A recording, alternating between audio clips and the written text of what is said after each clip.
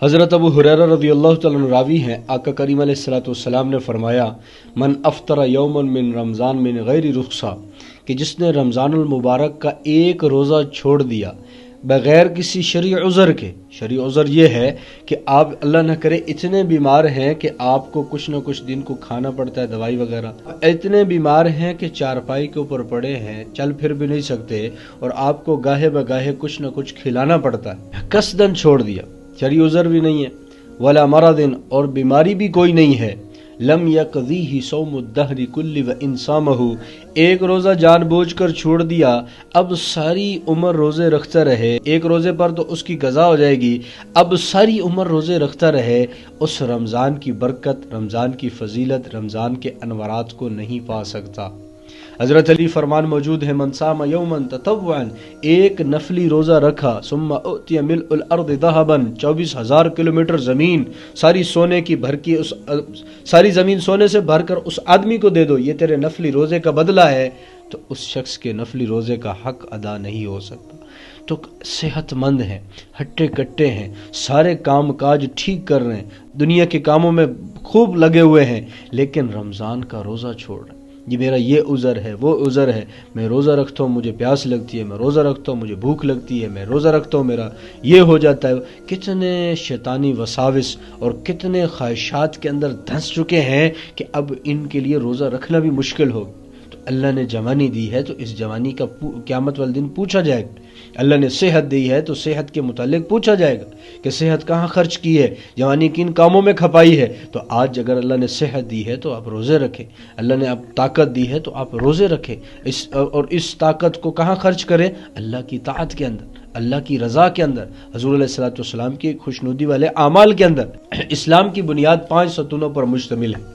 ان میں سے ایک تو توحید و رسالت ہے۔ توحید، میں اللہ کو ایک مانتا ہوں، اللہ کے سوا کوئی خالق نہیں، اللہ کی ٹکر کا کوئی نہیں، مقابلے کا کوئی نہیں، وہ سارے کام بنانے والی ذات ایک اللہ کی ہے۔ اور ایک سورت اخلاص سارے اللہ کی وحدانیت کی دلیل ہے۔ قل هو اللہ احد، کہہ دیجئے اللہ ایک ہے، اللہ الصمد، بے نیاز ہے، لم یلد ولم یولد، نہ وہ کسی سے پیدا ہوا نہ اس سے کوئی پیدا ہوا ہے، ولم یکن لہ کفوا احد، اس کے ٹکر کا کوئی نہیں، مقابلے کا کوئی نہیں، لا مثل لہ ولا مثال لہ، اس کی مثل کوئی نہیں، اس کی مثال کوئی نہیں۔ تو توحید و رسالت ہے، حضور علیہ الصلوۃ والسلام پر ایمان ہے، اور 4 مشہور ارکان جو ہیں ان میں سے نماز ہے، روزہ ہے، زکوٰۃ ہے، حج ہے۔ کتنے مسلمان ایسے ہیں جو مردم شماری میں تو مسلمان شمار کیے جاتے ہیں لیکن ان 5 پر عمل نہیں کر رہے، اور کتنے ایسے مسلمان ہیں جو اس سرکاری کاغذات کے اندر تو مسلمان لکھے ہوئے ہیں لیکن اللہ کے کھاتے میں وہ مسلمان نہیں لکھے ہوئے،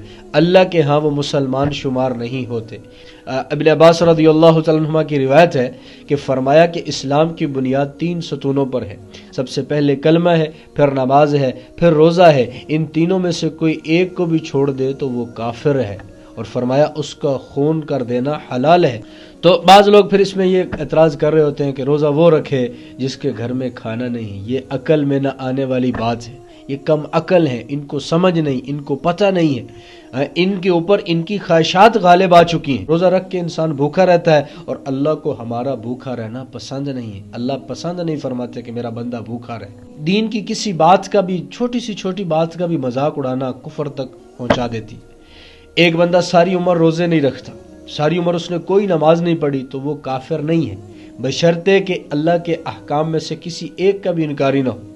لیکن دین کی کسی بات کا مذاق اڑا دینا یہ انسان کے اندر سے ایمان کو کھوکھلا کر دیتا ہے، انسان کو کفر تک پہنچا دیتا ہے۔ اور اللہ کے نبی نے فرمایا زبان کو پکڑ کر کتنی ہیں تیری وجہ سے جہنم میں جائیں گے، اور کتنے ہیں جو تیری وجہ سے جنت الفردوس کے مالک بنے۔ تو ایسے الفاظ سے اپنے آپ کو بچانا، اللہ نے آپ کو طاقت دی ہے، صحت دی ہے، تندرستی ہے، تو اللہ یہ رمضان آپ کے لیے بہت بڑی غنیمت ہے۔ یہ رمضان تو سیزن ہے، دیکھو گندم کا سیزن آتا ہے، چاول کا سیزن آتا ہے، اب یہ فلاں چیز کا سیزن ہے، تو لوگ کیسے اپنی صلاحیتوں کو کھپاتے ہیں۔ گندم کے سیزن کے اندر کسان کیسے نہ دن دیکھتا ہے نہ رات دیکھتا ہے، گندم کی کٹائی ہو رہی، چاول کی بجائی کے وقت نہ دن دیکھا جا رہا ہے نہ رات دیکھی جا رہی ہے، محنت کر رہے ہیں۔ کیونکہ دنیا کے نفع سامنے ہے۔ یہ ایمان والوں کا رمضان سیزن ہے، اور اس سیزن کے اندر اپنے آپ کو کھپاؤ، اپنی جان کو کھپاؤ، قرآن کی تلاوت کے اندر اپنی جان کو کھپاؤ، نوافل کے اندر اپنی جان کو کھپاؤ، رات کو اللہ کے سامنے گڑ گڑانے کے اندر اپنی جان کو کھپاؤ، ان اعمال کے اندر